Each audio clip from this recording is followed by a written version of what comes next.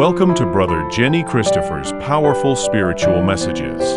If you love Jesus Christ and seek to be uplifted and strengthened in your faith, you're in the right place. Prepare your heart for an edifying word. Now, let's listen to Brother Jenny. మళ్ళీ study చేయడానికి ప్రయత్నం చేద్దాం కనుక దాని కొరకు కూడా మీరు ప్రార్థన చేయాలని మనవి చేస్తున్నాను. పోయిన వారం మనము పాత నిబంధనలో ఎజ్రా గ్రంథాన్ని చూసాం. ఈ రోజున క్రొత్త నిబంధనలో మనం యోహాన్ సువార్తని మనం విశ్లేషణ చేయబోతున్నాం. యోహాన్ సువార్త వెరీ ఇంపార్టెంట్ గాస్పెల్. ఇది చాలా ప్రాముఖ్యమైనటువంటి సువార్త. ఉన్నటువంటి 4 సువార్తల్లో అత్యధికంగా ఇది మరి ఇంపార్టెంట్ గా భావించేటువంటి ఒక సువార్త. దేవుని బిడ్డలారా, ఈ సువార్త ఎవరు రాశారు అంటే యోహానే రాశాడు. బేసిక్గా యోహానే రాశాడు. ఒకసారి మీరు లాస్ట్ చాప్టర్ చూడండి. ఒకసారి యోహాన్ సువార్త తీయండి, చివరి అధ్యాయం 21వ అధ్యాయం లాస్ట్ చాప్టర్ మీరు గమనించినట్లయితే 24వ వచనం, 21వ అధ్యాయం 24వ వచనంలో ఒక మాట చదువుతున్నాను. ఈ సంగతులను గురించి సాక్ష్యం ఇచ్చుచు ఇవి రాసిన శిష్యుడు ఇతడే, ఇతని సాక్ష్యము సత్యమని ఎరుగుదుము అని అన్నాడు. కనుక ఇవి రాసినటువంటి శిష్యుడు ఇతడే అని అన్నాడు. అంటే యోహానే రాశాడనే మాట మనకి జ్ఞాపకం చేయబడుతుంది. మరి యోహాన్ ఎవరు అని అంటే జస్ట్ బ్రీఫ్గా ఒకసారి మీరు లూకా సువార్తకు రండి. లూకా సువార్త 5వ అధ్యాయం చూడండి. ఒకసారి లూకా సువార్త 5వ అధ్యాయం 10వ వచనం. లూకా సువార్త 5వ అధ్యాయం 10వ వచనం చదువుతున్నాను, గమనించండి. లూకా సువార్త 5వ అధ్యాయం 10వ వచనం. అలాగున సీమోనుతో కూడా పాలివారైన జెబెదయ కుమారులకు యాకోబును యోహానును విస్మయమొందిరి అనుంది. ఇక్కడ జెబెదయ కుమారుడు ఎవరు? యోహాను. యాకోబు యోహాను వీళ్ళిద్దరు కూడా జెబెదయ కుమారుడు. కనుక అదే యోహాను మనం మాట్లాడుతుంది, జెబెదయ కుమారుడే ఈ యోహాన్ అనే మాట మనం జ్ఞాపకం చేసుకోవాలి. అయితే ఎందుకు రాశాడు ఇంతకీ? ఇది ఎందుకు రాశాడు అని అంటే మీరు మళ్ళొకసారి యోహాన్ సువార్తకు రండి. యోహాన్ సువార్త 20వ అధ్యాయం 20th చాప్టర్ 20వ అధ్యాయము 31వ వచనం, లాస్ట్ వచనం. 20వ అధ్యాయము లాస్ట్ వచనాన్ని మనం ఒకసారి గమనిస్తే అక్కడ మంచి మాట రాయబడి ఉంది. యేసు దేవుని కుమారుడైన క్రీస్తు అని మీరు నమ్మునట్లును, నమ్మి ఆయన నామమందు జీవము పొందునట్లును ఇవి రాయబడింది. Very clear. చూసారండి ఉద్దేశం. ఈ సువార్త రాయబడిన ఉద్దేశాన్ని చాలా క్లియర్గా ఇక్కడ మనకి తెలియజేస్తున్నాడు. యేసు దేవుని కుమారుడైన క్రీస్తుని మీరు నమ్మునట్లు, నమ్మి ఆయన నామమందు జీవం పొందినట్లు ఇవి రాయబడెను అనుంది. సో మనకి పర్పస్ అర్థమైంది, ఎవరు రాశారో తెలిసిపోయింది. ఆ తర్వాత అతను ఎవరో కూడా మనం తెలుసుకున్నాం. ఆ తర్వాత పర్పస్ ఏంటనేది కూడా మనం జ్ఞాపకం చేసుకుంటున్నాం. దేవుని ఈ యోహాన్ గురించి మనం ఆలోచన చేస్తే మొత్తం 5 పుస్తకాలు రాశాడు యోహాన్. బైబిల్లో 5 పుస్తకాలు రాయబడ్డాయి యోహాన్ ద్వారా. ఒకటి మనందరికి తెలిసినట్టుగా యోహాన్ సువార్త. ఆ తదుపరి 3 పత్రికలు. మొదటి పత్రిక యోహాన్ పత్రిక, 2వ యోహాన్ పత్రిక, 3వ యోహాన్ పత్రిక. ఆ 3 పత్రికలు యోహాన్ రాసింది. ఆ ఫైనల్గా ప్రకటన గ్రంథం కూడా యోహాన్ ద్వారా రాయబడింది. కనుక మొత్తం 5 పుస్తకాలు యోహాన్ రాసినట్టుగా మనం చూస్తా ఉన్నాం దేవుని బిడ్డ. తర్వాత ఈ యోహాన్ సువార్తలోని థీమ్ ఏంటి? ఇంతకి ఈ థీమ్ ఏంటి అని అన్నప్పుడు, రక్షణ దేవుని కుమారుడైన యేసు ద్వారా వచ్చును, అది theme. Salvation comes through Jesus the son of God అనే మాట. అది దాని యొక్క మూలమైనటువంటి అంశంగా ఉంటున్నట్టుగా మనం చూస్తున్నాం. రక్షణ దేవుని కుమారుడైన యేసు ద్వారా కలుగును, లేకపోతే వచ్చును అనే మాట మనకి అది థీమ్గా పెట్టుకుంటున్నాం అన్నమాట ఈ పుస్తకాన్ని. తర్వాత దేవుని బిడ్డలారా, ఈ యొక్క సువార్తలో మనకు అనేకమైనటువంటి మూల వాక్యాలు ఉన్నాయి. ఒక వాక్యాన్ని మనం మూల వాక్యంగా తీసుకోవడానికి లేదండోయ్. చాలా వాక్యాలు మూలమైన వాక్యాలు, ఎందుకంటే అతి ప్రాముఖ్యమైన వాక్యాలుగా ఈ యొక్క సువార్తలో మనం చూస్తూ వస్తున్నాం. మీరు నోట్ చేసుకోవచ్చు. అందులో ఏంటంటే మొదటి అధ్యాయం 14వ వచనం. ఇది కూడా మనందరికీ బాగా కంటతొచ్చినటువంటి వచనమే. ఆ వాక్యము శరీరధారి అయి కృపా సత్య సంపూర్ణుడిగా మన మధ్య నివసించను. ఈ లేఖన భాగం ఒక మూల వాక్యంగా మనం తీసుకుంటున్నాం దేవుని బిడ్డ. అలాగే దానికంటే ఉన్న ఒక ముందు వచనాలు మీరు చూస్తే 12వ వచనం, మొదటి అధ్యాయం 12వ వచనం కూడా చాలా ప్రాముఖ్యమైంది. మనం ఎక్కువగా వాడతాం కూడా. తన్నెందరు అంగీకరించిరో అనగా తన నామమందు విశ్వాసం ఉంచు ప్రతి వారికి దేవుని పిల్లల ఆయన అధికారం ఇచ్చింది. సో అది కూడా ఒక మూల వాక్యంగా మనం తీసుకోవాలి. అలాగే మొదటి అధ్యాయంలో ఇంకొక మూల వాక్యం ఉందండి. Very very important thing. Yesu ప్రభు బాప్తిసం ఇచ్చి యోహాను దగ్గరికి వస్తున్నప్పుడు ఆ బాప్తిసం ఇచ్చి యోహాను చక్కని మాట అంటాడు. 29వ వచనం, మొదటి అధ్యాయం 29వ వచనం, ఇదిగో లోక పాపముని మోసుకొని పోవు దేవుని గొర్రె పిల్ల అని అంటాడు. యేసు ప్రభుని చూసి ఈ మాట అంటాడు. సో అది ఒక మూల వాక్యంగా మనం రాసుకోవాలి. చాలా ఇంపార్టెంట్ వాక్యాలు అన్నమాట ఇవి. మొదటి అధ్యాయం 12వ వచనం, మొదటి అధ్యాయం 14వ వచనం, మొదటి అధ్యాయం 29వ వచనంలో మూల వాక్యాలు మనం చూస్తాం. ఇక మళ్ళీ 3వ అధ్యాయంకి వస్తే 3వ అధ్యాయంలో మనకి 2 మూల వాక్యాలు కనపడతాయి. ఒకటి ఏంటంటే 3వ అధ్యాయం 3వ వచనం మనందరికి బాగా తెలిసిందే. ఒకడు క్రొత్తగా జన్మించితేనే గాని అతడు దేవుని రాజ్యమును చూడలేడు. ఇది మూల వాక్యం. 3వ అధ్యాయం 3వ వచనం. అలాగే వెరీ ఫేమస్ వచనం, మీ అందరికి కంటతొచ్చి ఉంటుంది. ఇది సండే స్కూల్ నుంచి 3వ అధ్యాయం 16వ వచనం, దేవుడు లోకం ఎంతో ప్రేమించును కాగా ఆయన తన అద్వితీయ కుమారుని యందు విశ్వాసం ఉంచి ప్రతి వాడును నశింపక నిత్య జీవం పొందినట్లు ఆయనని అనుగ్రహించు. సో ఇది కూడా ఒక మూల వాక్యంగా మనం తీసుకుంటున్నాం. 3వ అధ్యాయం 16వ వచనం. తర్వాత ఇంకొక మూల వాక్యం ఏంటంటే 10వ అధ్యాయంకి రండి. 10వ అధ్యాయంలో మనకి ఇంకొక చక్కని మూల వాక్యం రాయబడి ఉంది అక్కడ. అదేంటంటే 10వ అధ్యాయం 10వ వచనం. 10వ అధ్యాయం 10వ వచనం చూస్తే, గొర్రెలకు జీవము కలుగుటకు అది సమృద్ధిగా కలుగుటకు నేను వచ్చితిని అని అంటాడు. అది మూల వాక్యంగా తీసుకోవాలి. అది second part of 10th verse. ఆ 10వ వచనంలో 2వ భాగంలో ఉంటుంది. అది గొర్రెలకు జీవమునిచ్చుటకు అది సమృద్ధిగా ఇచ్చుటకు నేను వచ్చితిని. I came to give life and that life abundant అనే మాట ప్రభు చెప్తున్నటువంటి మాట. కనుక ఇదే 10వ అధ్యాయంలో ఇంకా చక్కని ఒక మనకి ధైర్యాన్ని కలిగించేటువంటి ఒక స్టేట్మెంట్, యేసు ప్రభు ఇచ్చిన స్టేట్మెంట్ కూడా ఒక మూల వాక్యంగా మనం రాసుకోవచ్చు. అదేంటంటే 28వ వచనం, 10వ అధ్యాయం 28వ వచనం. ఏటది? నేను వాటికి నిత్య జీవం నిచ్చుచున్నాను గనుక అవెన్నటికి నశింపవు, ఎవడును వాటిని నా చేతిలో నుండి అపహరింపడు. వాట్ ఎ స్టేట్మెంట్ అది. యేసు ప్రభు అన్నాడు, ఈ గొర్రెలు అవి నా స్వాధీనంలో ఉన్నాయి, ఎవడు కూడా వాటిని నా చేతి నుండి అపహరింపలేడు అనే మాట యేసు ప్రభు చేస్తున్న గొప్ప వాగ్దానం దేవుని బిడ్డ. కనుక ఇది మనకెంతో ధైర్యాన్ని కలిగించాల్సినటువంటి మాటగా మనం తీసుకుంటా ఉన్నాం దేవుని బిడ్డ. కనుక 10వ అధ్యాయం 28వ వచనం కూడా మీరు మూలవాక్యంగా తీసుకోండి. ఇంకొకటి మనందరికి బాగా తెలిసినటువంటి మూలవాక్యం 11వ అధ్యాయంలో ఏటది?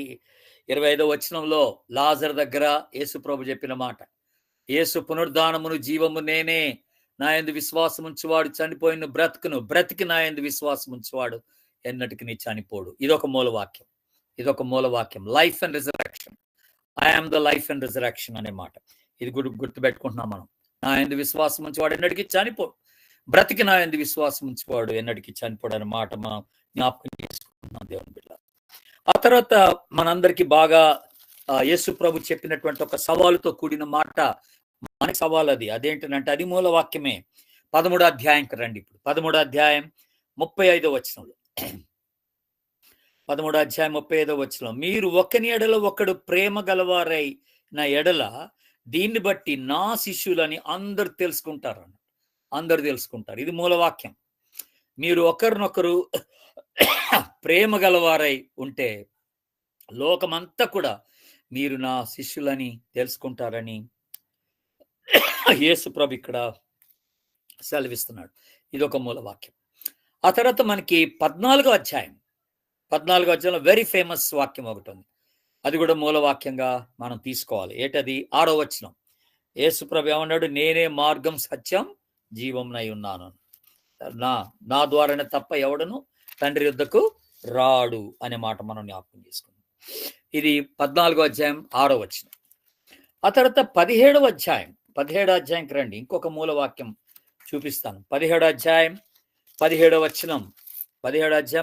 వచనం. సత్యమందు వారిని ప్రతిష్ఠ చేయుము, నీ వాక్యమే సత్యము. ఇది కూడా చాలా ప్రాముఖ్యమైన మాట అండి. దీని మీద చాలా ప్రసంగాలు చేశారు చాలా మంది దైవజనులు. సత్యమందు వారిని ప్రతిష్ఠ చేయుము, నీ వాక్యమే సత్యం అంటాడు. కనుక ఇది ఒక మూల వాక్యంగా మనం తీసుకోవాలి. దెన్ ఫైనలీ ఇంకా చివరికి వస్తున్నాం 2 మాటలు. 19వ అధ్యాయం 30వ వచనం. ఇక్కడ ఇది కూడా ఒక మూల వాక్యం. అంటే యేసుప్రభు శిలువలో చాలా మాటలు పలికాడు, 7 మాటలు పలికాడు. కానీ ఈ మాట చాలా ప్రాముఖ్యమైన మాటగా మనం తీసుకుంటున్నాం. ఇది 6వ మాట. ఏంటది? సమాప్తమైనదని చెప్పి తల వంచి ఆత్మను అప్పగించాను. ఇట్ ఈస్ ఫినిష్డ్ అనే మాట, సమాప్తమైనది అనే మాట. ఇది మూలవాక్యంగా తీసుకోవాలి. అంటే ఆయన వచ్చినటువంటి ఉద్దేశం, ఆయన పంపబడిన ఉద్దేశం నెరవేర్చబడిందని చెప్తూ ఒక విక్టోరియస్ కేక్ అన్నమాట. అది విజయవంతమైన ఒక కేక, సమాప్తమైనదని కేక పెట్టినట్టుగా మనం చూస్తా ఉన్నాం. సో ఇది కూడా ఒక మూలవాక్యం. ఫైనలీ ఇంకొక మూలవాక్యం మనం తీసుకోవాల్సిన మాట, యేసు ప్రభు హెచ్చరికగా ఇచ్చాడు. అదేంటంటే 20వ అధ్యాయం 29వ వచనం చూడండి. 20వ అధ్యాయం 29వ వచనం మూలవాక్యంగా తీసుకోవాలి మనం. అదేంటది? నువ్వు నన్ను చూచి నమ్మితివి, చూడక నమ్మిన వారు ధన్యులు. తోమాతో అన్నటువంటి మాటని మూలవాక్యంగా మనం తీసుకుంటున్నాం. దేవుని బిడ్డలారా, నువ్వు నన్ను చూచి నమ్మావు, చూడక నమ్మిన వారు ధన్యులు అనే మాట మనం. సో ఇవన్నీ కూడా చక్కని మూలవాక్యాలు, వెరీ వెరీ ఇంపార్టెంట్ వాక్యాలు. వీటిపైన ప్రత్యేకమైన రీతిలో మనం ప్రసంగాలు కూడా సిద్ధపడవచ్చు అని మీకు జ్ఞాపకం చేస్తా ఉన్నాం. అలాగే దేవుని బిడ్డలారా, మీరు ఈ 21 అధ్యాయాలు, యోహాను సువార్త 21 అధ్యాయాలు మీరు డీటెయిల్గా చదివితే దీంట్లో చాలా మాటలు రిపీట్ చేయబడిన మాటలు చాలా ఉన్నాయి. చాలా సార్లు చెప్పబడిన మాటలు కొన్ని ఉన్నాయి. అవేంటో మీకు ఒకసారి గుర్తు చేస్తాను. ఫర్ ఎగ్జాంపుల్, నమ్ముట, బిలీవ్ అనే మాట. నమ్ముట అనే మాట 98 సార్లు ఉంటుంది ఈ బుక్లో, ఈ యొక్క సువార్తలో. రాసుకోండి. నమ్ముట అనే మాట 98 సార్లు. ప్రేమ అనే మాట 57 సార్లు ఉంటుంది ఈ సువార్తలో. ప్రేమ అనే మాట 57 సార్లు కనపడుతుంది మనకి. ఆ తర్వాత వాక్కు లేకపోతే వాక్యము అనే మాట 45 సార్లు కనపడుతుంది ఈ పుస్తకంలో. 45 సార్లు అక్కడక్కడ మనకి వివరించబడేట్టుగా చూస్తున్నాం.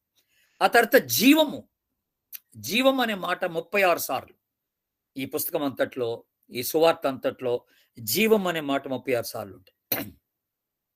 ఆ తర్వాత వెలుగు, ఇంకొకటి వెరీ ఇంపార్టెంట్ వర్డ్, వెలుగు అనే మాట 23 సార్లు. వెలుగు అనే మాట 23 సార్లు వచ్చినట్టుగా చూస్తాం. ఆ తర్వాత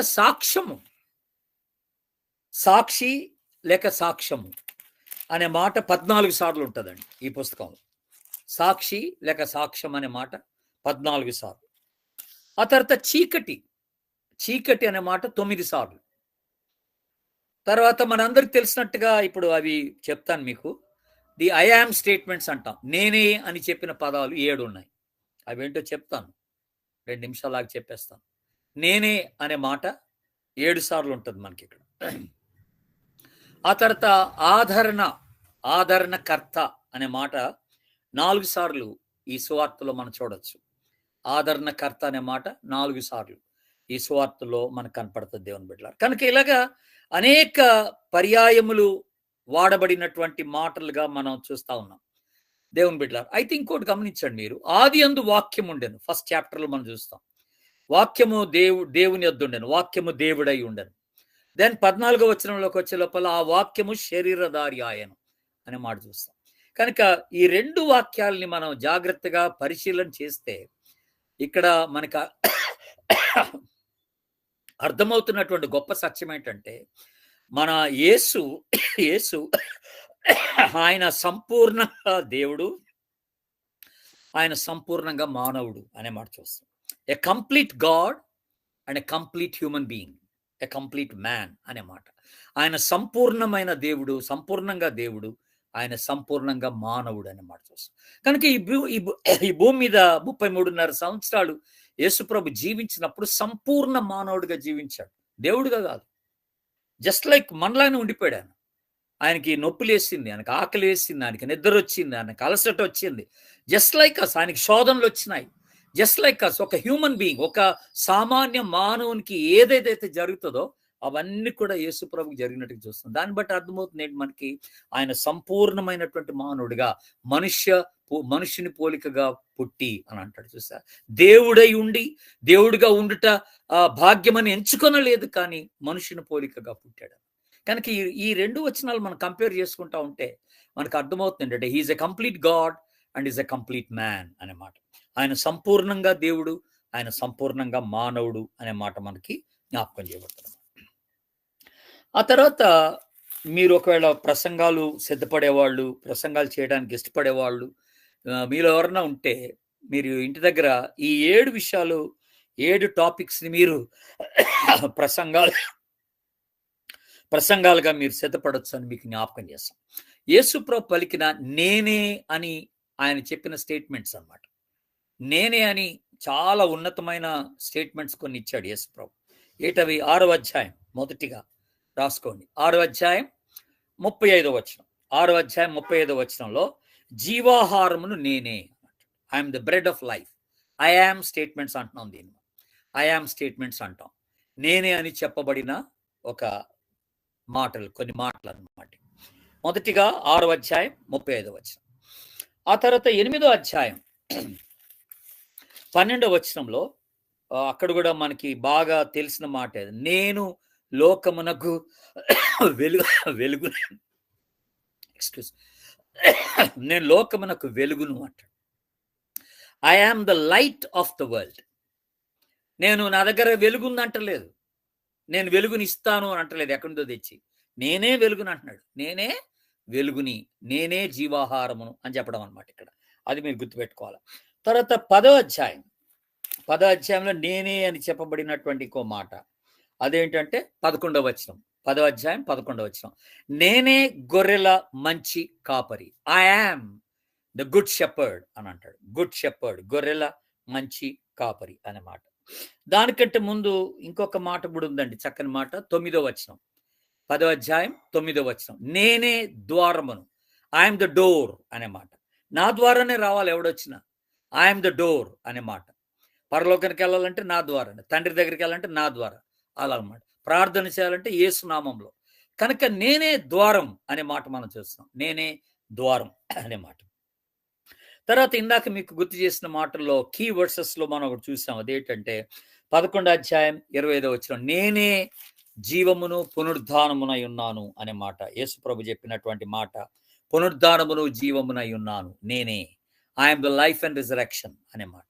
అది కూడా నేనే స్టేట్మెంట్స్ అన్నమాట. నేనే అని చెప్పినటువంటి స్టేట్మెంట్స్ లో అదొకటి. తర్వాత ఇంకొకటి నేనే అని చెప్పిన స్టేట్మెంట్స్ 14వ అధ్యాయం 6వ వచనం. ఇందా చూసాం మనం, నేనే మార్గమును, నేనే సత్యమును, నేనే జీవమునై ఉన్నాను. 14వ అధ్యాయం 6వ వచనం, నేనే మార్గం, నేనే సత్యము, నేనే జీవము అనే మాట మనం చూస్తున్నాం.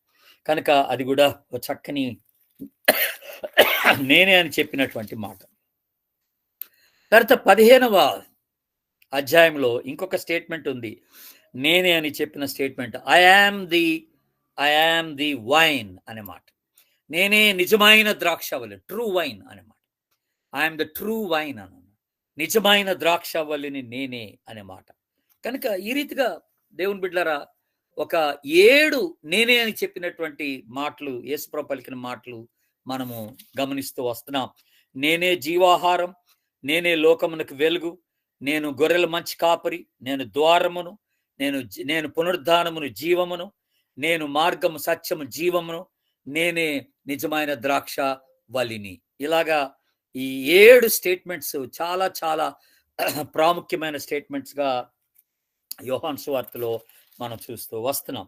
తర్వాత యోహాను సువార్తలో మనకి ఇంకా చాలా బ్యూటిఫుల్ గా మనకి వివరించబడినటువంటి ఇంకొక చక్కని విషయం ఏంటంటే, దేవుని బిడ్డలారా మనం జాగ్రత్తగా గమనిస్తే, personal evangelism of Jesus Christ. Yesu ప్రభు చేసిన వ్యక్తిగత సువార్త అంటాం personal evangelism of the Lord Jesus. Yesu ప్రభు స్వయంగా ఒక్కొక్క వ్యక్తికి ఎలాగ సువార్తను ప్రకటించాడో అట్లాంటి ఒక 2 సందర్భాలు మనకి ఇక్కడ ఈ సువార్తలో బాగా వివరించబడ్డాయి. ఒకటి ఎవరిని 3వ అధ్యాయంలో నికోదేముతో వ్యక్తిగతంగా మాట్లాడిన సందర్భం మనం చూస్తాం. నికోదేముతో అది పర్సనల్ ఇవాంజలిజం. అర్ధరాత్రి వేళ ఆ నికోదేము యేసు ప్రభు దగ్గరకు వస్తాడు. ఆయన యూదుల అధికారి. వచ్చినప్పుడు ఆయనతో యేసు ప్రభు వ్యక్తిగతంగా మాట్లాడి నూతన జన్మాన్ని గురించి అతనికి చెప్పినట్టుగా ఉంటది అక్కడ.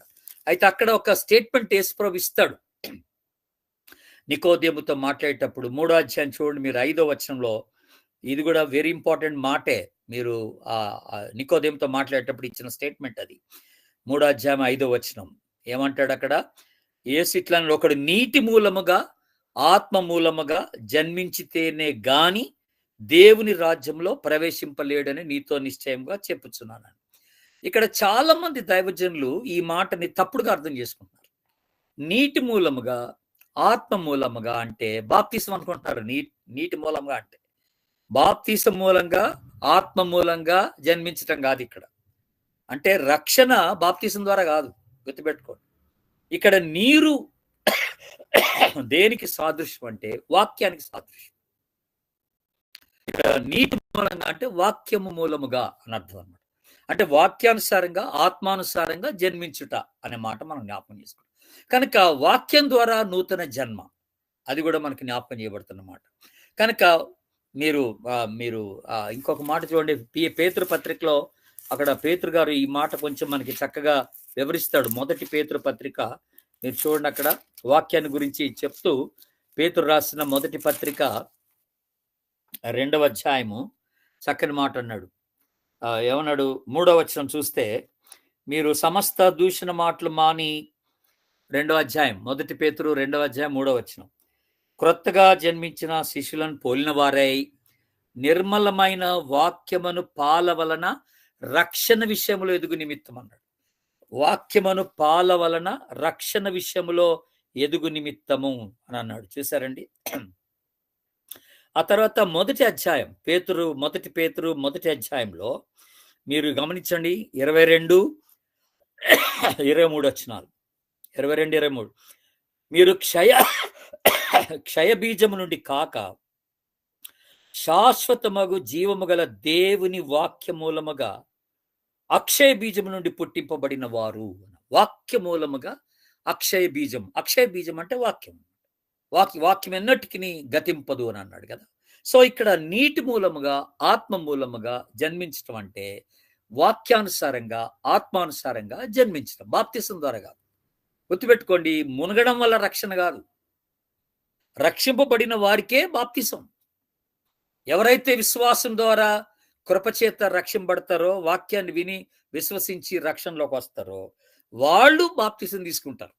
ఆ బాప్తిసం ఎందుకంటే నీ లోపట జరిగిన కార్యానికి బాహ్యమైనటువంటి ఒక గుర్తు అనమాట బాప్తిసం అంతే. కనుక మునగడం ద్వారా రక్షణ అనుకుంటే కష్టం. చాలా మంది నేను ఆయా ఊర్లకు వెళ్తున్నప్పుడు నేను ఇంకా రక్షణ పొందలేదండి అని అంటారు. మరి ఎందుకు పొందలేదంటే తీసుకోవాలండి నిదానంగా అంటారు. అంటే నాకు అర్థం కాదు. కొద్దిసేపు మాట్లాడిన తర్వాత నాకు అర్థం అవుద్ది ఏంటంటే మేము బాప్తిసం తీసుకోలేదండి అని చెప్తారు అన్నమాట. బాప్తిసం తీసుకుంటే రక్షణ అని అనుకుంటారు. కొంతమంది పాస్టర్స్ అలాగే చెప్తూ వస్తున్నారు. అది చాలా తప్పుడు స్టేట్మెంట్ అని మీరు తెలుసుకోవాలి. కనుక నికోదేముతో మాట్లాడుతున్నప్పుడు యేసుప్రభు చెప్పిన మాట ఏంటంటే నీటి మూలముగా ఆత్మ మూలముగా జన్మించుట, వాక్యానుసారంగా ఆత్మానుసారంగా జన్మించుట. ఇది వెరీ ఇంపార్టెంట్. పర్సనల్ ఇవాంజలిజం గురించి మనం మాట్లాడుతున్నాం. యేసుప్రభు యొక్క వ్యక్తిగత సువార్త, చాలా చక్కని మాటలు నికోదేముతో మాట్లాడిన మాటలు ఉన్నాయి. ఇప్పుడు మనం డీటెయిల్గా చూడాల్సిన పని లేదు. తర్వాత నెక్స్ట్ పర్సనల్ ఇవాంజలిజం ఈ పుస్తకంలో ఎక్కడ జరిగింది? 4వ అధ్యాయం.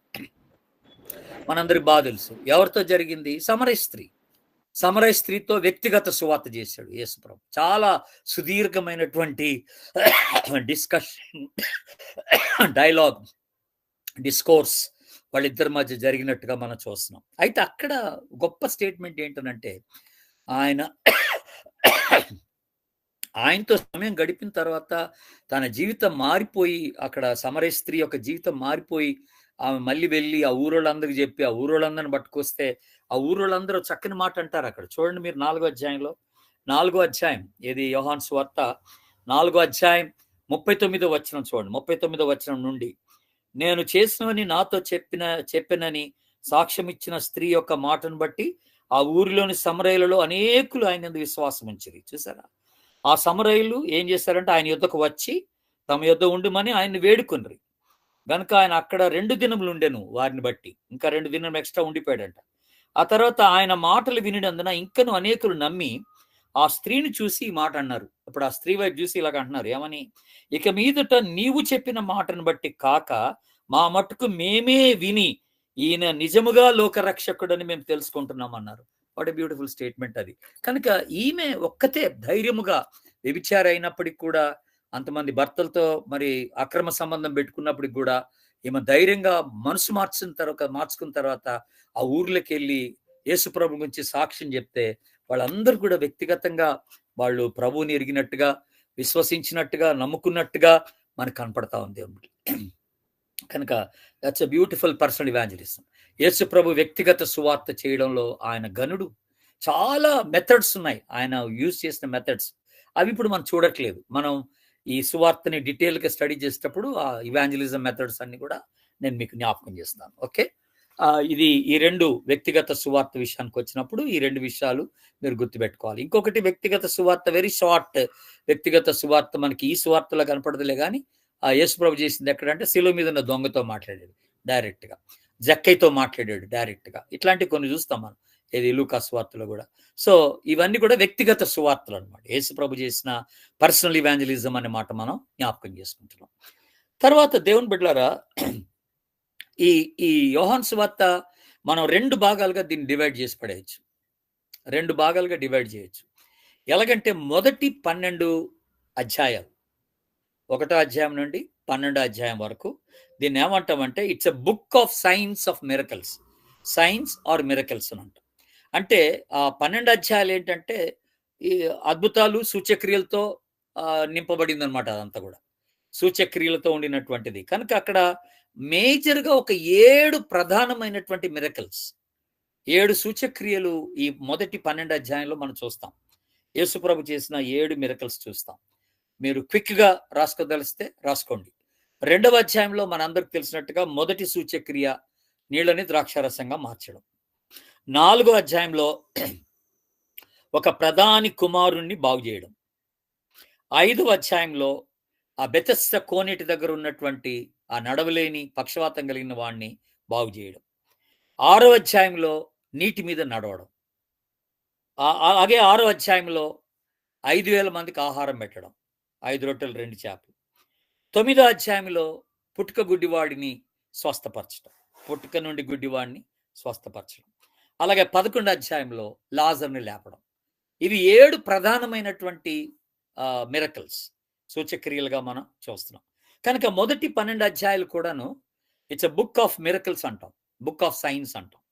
అంటే అవి అద్భుతాలు, సూచక్రియలతో నింపబడిన భాగం ఆ మొదటి 12 అధ్యాయాలు అనేది మనం చూస్తున్నాం. ఇవన్నీ మీరు గుర్తుపెట్టుకోండి. అంటే 2వ అధ్యాయంలోనేమో నీటిని ద్రాక్షారసంగా మార్చడం, 4వ అధ్యాయంలో ప్రధాని కుమారుణ్ణి బాగు చేయడం, 5వ అధ్యాయంలోనేమో బెతెస్దా కోనేటి దగ్గర ఉన్న వాడిని స్వస్థపరచడం, 6వ అధ్యాయంలోనేమో ఆయన 5,000 మందికి ఆహారం పెట్టడం, మళ్ళీ 6వ అధ్యాయంలోనే నీళ్ల మీద నడవడం, 9వ అధ్యాయంలో పుట్టుక గుడ్డి వాడిని బాగు చేయడం, 11వ అధ్యాయంలో లాజర్ని లేపడం. ఇవన్నీ కూడా 7 ప్రధానమైన మిరకల్స్గా మనం చూస్తున్నాం. తర్వాత సెకండ్ పార్ట్ ఏంటి? 13వ అధ్యాయం నుండి 21వ అధ్యాయం వరకు ఉన్నటువంటి ఆ సెకండ్ పార్ట్ ఏంటంటే it's a glorification through crucifixion and resurrection అంటాం. అంటే దాని అర్థం ఏంటంటే శిలువ పునరుద్ధానాల ద్వారా మహిమ పొందుట, యేసుప్రభు మహిమ పొందుకోవడం. శిలువ పునరుద్ధానాల ద్వారా మహిమను పొందుకోవడం. అది ఈ 13వ అధ్యాయం నుండి 21వ అధ్యాయంకి ఉన్నటువంటి భాగాన్ని ఆ రీతిగా మనం టైటిల్ చేసుకోవచ్చు అనమాట. దానికి ఒక శీర్షిక అలాగా ఇవ్వచ్చు అనమాట. ఏటది? శిలువ పునరుద్ధానాల ద్వారా మహిమ పొందుట అనేటువంటిది. అంటే glorification through crucifixion and resurrection అనే మాట మనం జ్ఞాపకం చేసుకుంటాం. ఆ తర్వాత దేవుని బిడ్డలారా, మనము ఈ బుక్ లో కొన్ని హైలైట్స్ ఉన్నాయి. కొన్ని హైలైట్స్ అంటున్నాం అంటే మనం బాగా చెప్పుకోగలిగిన కొన్ని మాటలు, ఆలోచించగలిగినటువంటి కొన్ని విషయాలు, యేసుప్రభు చేసిన విషయాలే ఆ హైలైట్స్ అంటున్నాం మనం. ఏట హైలైట్స్ అంటే 2వ అధ్యాయంలో ఆయన ఈ దేవాలయంలో క్రయ విక్రయములు చేసేవారిని వెళ్ళగొట్టాడు. వెరీ ఇంపార్టెంట్ థింగ్ అది. ఆయన తట్టుకోలేకపోయాడు. నా మందిరాన్ని అపవిత్రపరిచేశారు, దొంగల గుహగా చేసి పడేశారు, వ్యాపార గృహగా చేసి పడేశాడు. ఆయన ఒక కొరడ తీసుకొని అందరిని కొట్టేశాడు. సో అది హైలైట్, ఒక భాగం మీరు తీసుకోవడానికి హైలైట్స్లో. తర్వాత 4వ అధ్యాయంలో హైలైట్ భాగం ఏంటంటే, మనం చూడాల్సిన హైలైట్ భాగం ఏంటంటే, ఆయన ఆరాధించేవారు ఆత్మతోనూ సత్యముతోనూ ఆరాధింపవలెను. ఆరాధన గురించి అతి ప్రాముఖ్యమైనటువంటి స్టేట్మెంట్ అది. యేసుప్రభు ఇచ్చిన స్టేట్మెంట్ అది మనం చూస్తాం. ఈ రోజుల్లో ఆరాధనలన్నీ కూడా చాలా గలిబిలి జరుగుతా ఉన్నాయి. ప్రభు ఆశించిన విధంగా ఆత్మతో సత్యముతో జరగట్లేదు చాలా ఆరాధన. లేకపోతే మొక్కుబడిగా జరుగుతున్నాయి కొన్ని ఆరాధనలు, లేకపోతే ఏదో ఇంకా అంటే అలాగే చదవడం వల్ల ఆరాధనలు అయిపోతా ఉన్నాయి. ప్రార్థనలు కూడా చదివేస్తున్నాం మనం. హృదయపూర్తిగా ప్రభుని ఆరాధించేటువంటి ఆ స్థితి పోయింది. కనుక ప్రభు ఆనాడే చెప్పాడు, ఆత్మతో సత్యముతో ఆరాధించడం అది నిజమైనటువంటి ఆరాధన. ఇది ఒక హైలైట్ గా మనం తీసుకోవాల్సిన మాట దేవుని బిడ్డలారా. ఆ తర్వాత నికోదీముతో చెప్పినటువంటి మాట హైలైట్. ఒకడు క్రొత్తగా జన్మించితేనే పరలోక రాజ్యాన్ని చూడలేడు. కనుక unless you are born again అనే మాట, ఆ నూతన జన్మాన్ని గురించి చెప్పినటువంటి మాట, ఆ 3వ అధ్యాయంలో చెప్పినటువంటి మాట మనం తీసుకోవాల్సినటువంటి మాట. తర్వాత ఈ ఈ ఈ సువార్తలోని ఇంకొకటి హైలైట్ థింగ్ ఏంటంటే, యేసు ప్రభు శిష్యుల యొక్క పాదాలు కడగడం మనం చూస్తాం. ఆ 13, 14 అధ్యాయాల్లో చూస్తాం మనం. యేసు ప్రభు శిష్యుల యొక్క పాదాలు కడుగుతున్నాడు అక్కడ. కడిగినప్పుడు ఇది దేనికి సాదృశ్యంగా ఉంటుందంటే, స్పిరిచువల్ క్లెన్సింగ్ అన్నమాట. అంటే ఆయన్ని వెంబడించేవారు ఆధ్యాత్మికంగా ఎలాగా శుద్ధీకరించబడాలనే దానికి సూచనగా ఉంటుందన్నమాట. అంతేగాని ఇది ఏదో శరీర సంబంధమైనటువంటి క్లెన్సింగ్ కాదు, శరీర సంబంధమైనటువంటి శుద్ధిని గురించి మాట్లాడలేదు. అక్కడ మీరు చూడండి 13వ అధ్యాయంలో పేతురు చక్కని మాట అంటాడు. ఏమంటాడంటే, ఈయన వంగిగా పాదాలు కడుగుతా ఉంటే పేతురు ఒక మాట అంటాడు అక్కడ. ఏమంటాడు? నువ్వు ఈ పని చేయడానికి లేదంటాడు. చూడండి 13వ అధ్యాయం 8వ వచనంలో, నువ్వు ఎన్నడూ నా పాదములు కడగరాదని ఆయనతో అన్నాను. 13వ అధ్యాయం 8వ వచనం. అందుకు యేసు ఏమన్నాడు? నేను నిన్ను కడగని ఎడల నాతో నీకు పాలు లేదన్నాడు. చూసారండి ఎంత భయంకర స్టేట్మెంట్ అది. నేను నిన్ను కడగపోతే నాతో పాలు లేదన్నాడు. అంటే అన్లెస్ యు ఆర్ క్లెన్స్డ్, నువ్వు శుద్ధీకరించబడకపోతే నువ్వు నా సేవ చేయలేవని, నా శిష్యుడిగా ఉండలేవు, నా బిడ్డగా ఉండలేవు అని చెప్పడం అనమాట అది. అయితే నన్ను మొత్తం కడిగేమన్నాడు. నన్ను మొత్తం కడిగేమన్నాడు. ఒకసారి కడగబడినోడు పాదాలు మాత్రం కడుక్కుని సరిపోద్దన్నాడు. అంటే రక్షింపబడిన వాడు మళ్ళీ మళ్ళీ రక్షింపబడాలని కాదు అక్కడ లెక్క. ఎప్పటికప్పుడు ఏ రోజుకి ఆ రోజే వాడు ఏ విషయంలో పొరపాటు చేస్తే ఆ విషయంలో శుద్ధీకరణ పొందుకుంటూ రావాలి. ఆ పవిత్రీకరణం అనేది జరుగుతూ రావాలని ప్రభు అక్కడ జ్ఞాపకం చేశాడు అన్నమాట. కనుక ఈ కాన్వర్జేషన్ అంతా కూడా చాలా బాగుంటది. కనుక ఇక్కడ ఇంకో విషయం ఏంటంటే, విచారకరంగా నేను గమనించిన విషయం ఏంటంటే, దేవుని బిడ్డలారా, చాలా మంది భక్తులు, కొంతమంది దైవజనులు అనబడిన వారు వాళ్ళ పాదాలు కడిగించుకున్నారు విశ్వాసుల ద్వారా. కొంతమంది ఏమో విశ్వాసుల పాదాలే కడిగారు. ఈ రెండు తప్పే. యేసు ప్రభు శిష్యుల పాదాలు కడగడం అంటే మనం వేరే వాళ్ళ పాదాలు కడగమని చెప్పడం అని కాదు అక్కడ. నువ్వు తగ్గించుకోవాలని చెప్పడం అనమాట అక్కడ. హంబుల్నెస్ గురించి మాట్లాడాడు కానీ లిటరల్ గా వెళ్ళి పాదాలు కడగమని కాదు అక్కడ. కొంతమంది అలాగ పాదాలు కడుగుతున్నప్పుడు వీడి పాదాలు కడగాల్సి వస్తుంది ఏంటరా అని మనసులో కూడా అనుకునే వాళ్ళు ఉంటారు చాలా మంది, కాదా? నేను చూసిన కొంతమంది దైవజనులు అయితే వాళ్లే కడిగించుకున్నారు. That's very wrong. ఈ రెండు తప్పే. దైవజనులు విశ్వాసుల పాదాలు కడిగిన తప్పే, విశ్వాసులు దైవజనుల పాదాలు కడిగిన తప్పే. ఇక్కడ కాన్సెప్ట్ ఏంటి? ఇక్కడ అసలు అర్థం ఏంటంటే, మనము తగ్గింపు కలిగిన వారమై ఒకరినొకరు సేవించుకోవాలనే దానికి సూచనగా చేశాడు. రెండోది ఏంటంటే స్పిరిచువల్ క్లెన్సింగ్ అంటున్నాం, ఆధ్యాత్మిక శుద్ధి, దాని గురించి మాట్లాడుతున్నాడు ప్రభు. నేను నిన్ను కడగని ఎడల నీకు నాతో పాలు లేదు అనే మాట మనం చూస్తున్నాం. కనుక అది ఆధ్యాత్మికమైనటువంటి శుద్ధిని గురించి మాట్లాడుతున్నటువంటి మాటగా మనం తీసుకుంటున్నాం. Very good. ఆ తర్వాత ఇంకొక హైలైట్ మాట మనకి ఈ పుస్తకంలోనే, ఈ సువార్తలు ఇంకో హైలైట్ మాట ఏంటంటే 12వ అధ్యాయం. దీని మీద కూడా మంచి ప్రసంగం చేసుకోవచ్చు మనం. 12వ అధ్యాయం 24వ వచనం. 12వ అధ్యాయం 24వ వచనం, గోధుమ గింజ భూమిలో పడి చావకుండిన ఎడల అది ఒంటిగానే ఉండును, అది చచ్చిన ఎడల విస్తారముగా ఫలించును అన్నాడు. దీని అర్థం ఏంటి? గోధుమ గింజ భూమిలో పడి చావకపోతే ఒంటిగా ఉండిపోతా, దానివల్ల ఫలితం లేదు, చావాలన్నాడు. చస్తే విస్తారంగా ఫలిస్తాడు. అంటే దీని అర్థం ఏంటంటే కొన్ని ప్రాంతాల్లో మనం గమనిస్తే దేవుని బిడ్డలారా, సేవకులు ఎంతో సేవ చేసి, మిషనరీస్ ఎంతో సేవ చేసి వాళ్ళు ప్రాణాలు పెట్టిన తర్వాతనే అక్కడ గొప్ప రివైవల్, ఉద్యమం అనేది మనం చూడగలిగాం. నాకు తెలిసి మా ఐఎం ఫీల్డ్స్ లో చాలా ప్లేసెస్ లో అలాగే మేము చూడగలిగాం. మీరు చికల్దర్ అనే ప్రాంతానికి వెళ్ళండి. ఇప్పుడు మహారాష్ట్రలో చికల్దర ప్రాంతానికి వెళ్తే ఒక పెద్ద సమాధుల దొడ్డు ఉంటుంది అక్కడ. ఆ సమాధుల దొడ్లో అనేకమైన సమాధులు ఎవరియో తెలుసా అండి? మిషనరీల సమాధులే. అవి ఎవరి అంటే వేరే దేశాల నుంచి కూడా ఆ ప్రాంతానికి వచ్చి అక్కడ సేవ చేసి ప్రాణం పెట్టిపోయిన మిషనరీల సమాధులు అవి. అట్లాగే మన ఇండియన్ మిషనరీ సమాధులు కూడా ఉన్నాయి అక్కడ. అయితే ఒకప్పుడు పరిస్థితి ఏంటంటే ఏమని చెప్పేవాళ్ళు అంటే, అక్కడున్న విశ్వాసుల సంఖ్య కన్నా మిషనరీల సమాధుల సంఖ్య ఎక్కువ అని చెప్పేవాళ్ళు. అలాగా ఆ దినాల్లో మరి ఆ చికల్దర ప్రాంతంలో అక్కడ మిషనరీస్ వచ్చి సేవ చేసి ప్రాణం పెట్టిన తర్వాత అక్కడ గొప్ప ఉద్యమం వచ్చిందన్నమాట. ఫలితం అనేది మనం చూసాం. ఈ రోజున అక్కడ ఎన్నో సంఘాలు స్థాపించబడ్డాయి, ఎంతో మంది విశ్వాసులు అక్కడ ప్రభుని ఆరాధిస్తారు. దాని అర్థం ఇదనమాట, గోధుమ గింజ భూమిలో పడి చావకపోతే అది ఒంటిగా ఉండిపోతుంది, చస్తే విస్తారంగా ఫలిస్తుంది. కొన్ని సందర్భాల్లోనండి మనం చేసే సేవ యొక్క ఫలితం మనం ఉన్నప్పుడు చూడకపోవచ్చు, మనం చనిపోయిన తర్వాత చూస్తామేమో. కనుక ఎవరు కూడా డిసప్పాయింట్ అవ్వాల్సిన పని లేదు. ఏట్రా బాబు, నేను ఇంత సేవ చేస్తాను, నాకు ఫలితాలు దొరకట్లేదు ఏట్రా. మన ఆనాడు తెల్లవాళ్ళు వచ్చి ఎంతో ప్రయాసపడి ప్రాణం పెట్టి వెళ్ళిపోయారు. ఏంటి వాళ్ళ ఫలితం అంతా, వాళ్ళ ప్రయాసం అంతా వ్యర్థమైపోయిందా? అవ్వలేదు. అదంతా కూడా దేవుడు దాన్ని వాడుకున్నాడు. ఆ ప్రయాసం అంతటిని వాడుకొని విస్తారమైనటువంటి ఫలితాన్ని ఆ తదుపరి ఆ ప్రాంతాల్లో దేవుడు అనుగ్రహించినట్టుగా మనం చూస్తున్నాం. ఇది దీని యొక్క అర్థం దేవుని బిడ్డ. తర్వాత ఇంకొకటి హైలైట్ మాటగా మనం చూసే మాట ఏంటంటే, మన అందరికి బాగా తెలిసిన ఒక చాప్టరే హైలైట్ చాప్టర్గా ఉంది. ఏంటది? 17వ అధ్యాయం, యోహాను సువార్త 17వ అధ్యాయం. ఏంటది? యేసు ప్రభు యొక్క ప్రధాన యాజకుని ప్రార్థన అంటాం. హై ప్రీస్ట్లీ ప్రేయర్ అనే మాట మనం మాట్లాడుతాం. యేసు ప్రభు యొక్క ప్రధాన యాజకుని ప్రార్థన, వండర్ఫుల్ ప్రేయర్. మీరు ఇంటికి వెళ్ళిన తర్వాత మళ్ళీ మీరు చదవండి, అధ్యాయం చదవండి, అసలు ఒక్కొక్క లైన్ చదవండి. అసలు ఎంత చక్కని ప్రార్థన యేసుప్రభు వారి గురించి చేసుకుంటూ వచ్చాడో చూడండి. అక్కడ ఒక హైలైట్ మాట, యేసుప్రభు చెప్పిన మాట ఒక్కటి మీకు గుర్తు చేస్తాను. ఆ ప్రార్థనలో మీరు చూడండి, 15వ వచనం, 17వ అధ్యాయం 15వ వచనం, నీవు లోకంలో నుండి వారిని తీసుకుపోమని నేను ప్రార్థించటం లేదు కానీ దుష్టు నుండి వారిని కాపాడుమని ప్రార్థించుతున్నాను. చూసారండి? కనుక తన శిష్యుల విషయమైనటువంటి కన్సర్న్ యేసుప్రభుకి ఏముందంటే, ఈ లోకంలో వాళ్ళు ఉండాలి, కాకపోతే దుష్టు నుండి వాళ్ళు తప్పించబడాలి, కాపాడబడాలి.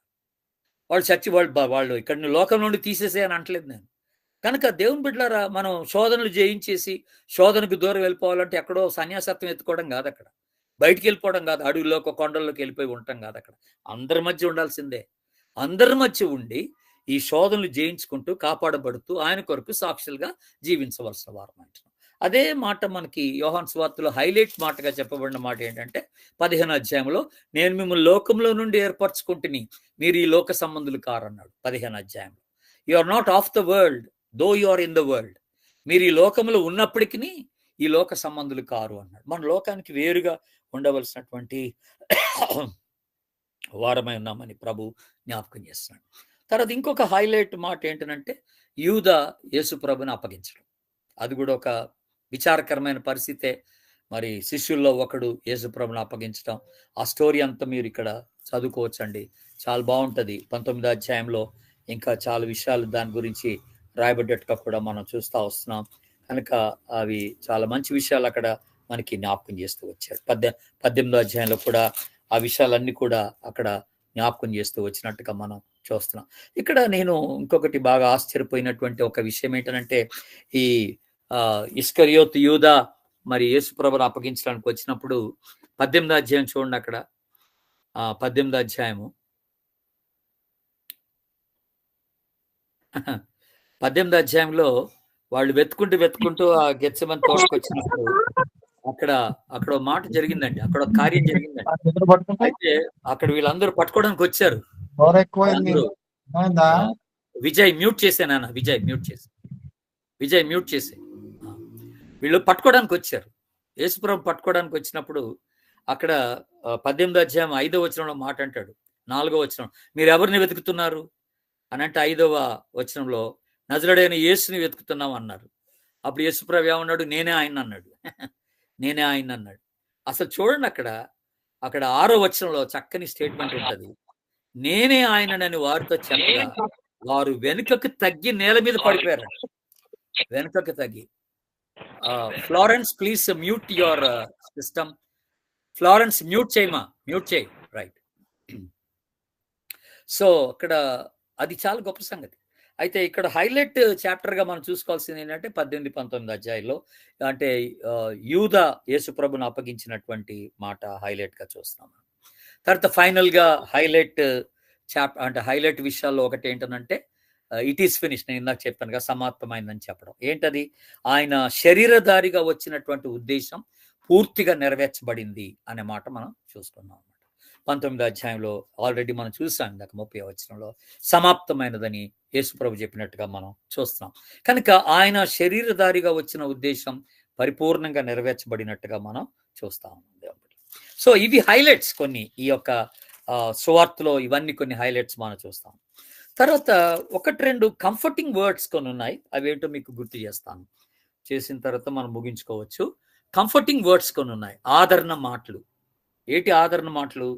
మీరు 14వ అధ్యాయం చూడండి. 14వ అధ్యాయం 1వ వచనం, మీ హృదయం కలవరపడనీయకుడి, దేవుని యందు విశ్వాసం ఉంచుచున్నారు, నా యందును విశ్వాసం ఉంచుడు అన్నాడు. ప్రభు చెప్తున్న మాట ఇది. డోంట్ వరీ అన్నాడు. మీరేమి చింతించాల్సిన పని లేదు, నా యందు విశ్వాసం ఉంచండి, I will take care of it. కనుక ఏ పరిస్థితిలో కూడా మనము దుఃఖించి బాధ నొంది కృంగిపోయి మరి విచారించాల్సినటువంటి పని లేదని ప్రభు జ్ఞాపకం చేస్తున్నాడు. మీ హృదయాన్ని కలవరపడనీయకుడి, let your hearts not be troubled అనే మాట మనం జ్ఞాపకం చేసుకుంటున్నాం. ఇది చక్కని మాట. తర్వాత 16వ వచనం, ఇదే అధ్యాయం 16వ వచనం మీరు చూసినట్లయితే, నేను తండ్రిని వేడుకొందును, మీ వద్ద ఎల్లప్పుడూ ఉండుటకు ఆయన వేరొక ఆదరణకర్తను అనగా సత్యస్వరూపి యొక్క ఆత్మని మీకు అనుగ్రహించును అన్నాడు. కనుక ఈ రోజున విశ్వాసులందరినీ ధైర్యపరుస్తూ, విశ్వాసాన్ని బలపరుస్తూ, విశ్వాసాన్ని ఆదరిస్తూ నడిపించేటువంటి ఒక గొప్ప టూల్, ఒక పరికరం ఏంటంటే పరిశుద్ధాత్ముడే. కనుక దేవుడు పరిశుద్ధాత్మను మనకి ఇచ్చాడు. ఇది గొప్ప ఆదరణ. మనందరం పరిశుద్ధాత్మ చేత నింపబడి ఆ గొప్ప ఆదరణ పొందుకోవడానికి ఛాన్స్ ఉందని ప్రభు జ్ఞాపకం చేస్తున్నాను. తర్వాత ఇంకొక ఆదరణ మాట ఏంటంటే 16వ అధ్యాయం 33వ వచనం. మనకి బాగా తెలిసింది. 16వ అధ్యాయం 33వ వచనం, ఈ లోకంలో మీకు శ్రమ కలుగును, ఆయనను ధైర్యం తెచ్చుకొనుడి, నేను లోకమును జయించున్నాను అన్నాడు. లోకమును జయించున్నాను. What a beautiful statement it is. నేను లోకమును జయించున్నాను. ఇది గొప్ప ఆదరణ. ప్రభు లోకాన్ని జయించినవాడు, ఆ లోకాన్ని జయించినవాడు మనలో ఉన్నాడు. కనుక మనం ఆల్రెడీ విజయుని పక్షమున ఉన్నవారమని జ్ఞాపకం చేసుకుంటున్నాం. దేవుని బిడ్డ, విజయుని పక్షమున ఉన్నటువంటి వారమని జ్ఞాపకం చేసుకుంటాం. ఈ రీతిగా ఈ సువార్త అంతా కూడా వివరించబడ్డట్టుగా మనం గమనిస్తున్నాం. ఎంటైర్ గాస్పెల్ ఈ రీతిగా వివరించబడి. ఇంకో విషయం చెప్పాలి మీకు దేవుని బిడ్డ, ఎవరైనా యేసు ప్రభుని కొత్తగా అంగీకరించిన వాళ్ళు ఎవరైనా ఉంటే, కొత్తగా బాప్తిసం తీసుకున్న వాళ్ళు ఎవరైనా ఉంటే, ఎవరన్నా మీ దగ్గరకు వచ్చి బైబిల్ ఎట్ట చదవాలండి, ఏ పుస్తకం మొదట చదవాలండి, మత్తయి సువార్తన, ఆది కాండమా అని అడిగితే మీరు చెప్పాల్సిన పని ఏంటంటే సువార్త, యోహాను సువార్త చదవండి అని చెప్పాలి. మత్తయి సువార్త కాదు, ఆది కాండం కాదు. ఎవరైనా క్రొత్త వారు, ప్రభువుని అంగీకరించిన వారు ఫస్ట్ చదవాల్సిన పుస్తకం ఏంటంటే యోహాను సువార్త. ఇందులో యేసు ప్రభుని గురించిన విషయాలు చక్కగా వివరించబడ్డాయి. వాళ్ళకి ఏ కన్ఫ్యూషన్ లేకుండా ఈ బుక్ అంతా కూడా చాలా విషయాలు వాళ్ళకి తెలియజేస్తుంది. కనుక ఇది కూడా మీరు మనసులో పెట్టుకోండి. క్రొత్తగా ఎవరన్నా బైబిల్ చదవడానికి ఇష్టపడే వాళ్ళు ఉంటే మిమ్మల్ని అడిగితే మీరు చెప్పాల్సిన మాట ఏంటంటే మీరు యోహాను సువార్త ఫస్ట్ చదవండి అని చెప్పాలి.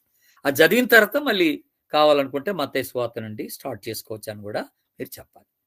ఇకపోతే యోహాను ఎఫెస్సు పట్టణంలో చనిపోయాడు. ఈ సువార్త రాసిన యోహాను ఎఫెస్సు పట్టణంలో చనిపోతాడు. క్రీస్తు శకము 98-99 సంవత్సరాల్లో చనిపోతాడు ఆయన. అయితే చాలా రకాలైనటువంటి ఆలోచనలు ఉన్నాయి. వేడి నీళ్ళలో కాగబెట్టి చంపేశారని చాలా చెప్తారు, కానీ అవన్నీ కాదులే. కానీ జనరల్గా ఎక్కువ మంది చెప్పినటువంటి మాట ఏంటంటే అతడు నార్మల్ డెత్తే పొందుకున్నాడు. ఎఫెస్సి పట్టణం ఇప్పుడు టర్కీలో ఉంది, అది అర్థమైందా? కనుక నార్మల్ డెత్ ఆయనకి కలిగినట్టుగా మనకి తెలియచేస్తున్నారు ఎక్కువ శాతం. కనుక ఆ రీతిగా యోహాను మరి ప్రభు కొరకు ఆయన జీవించిన వాడుగా మనకు కనపడుతున్నాడు. ఈ యోహాను సువార్త అంతట్లో కూడా మనం చూసేటువంటి మరి గొప్ప విషయాలు ఇవన్నీ మీకు జ్ఞాపకం చేస్తున్నాను. కనుక వీటి ద్వారా మీరు ఎంతో మరి కొన్ని క్రొత్త విషయాలు తెలుసుకున్నారని నేను ఆశపడుతున్నాను.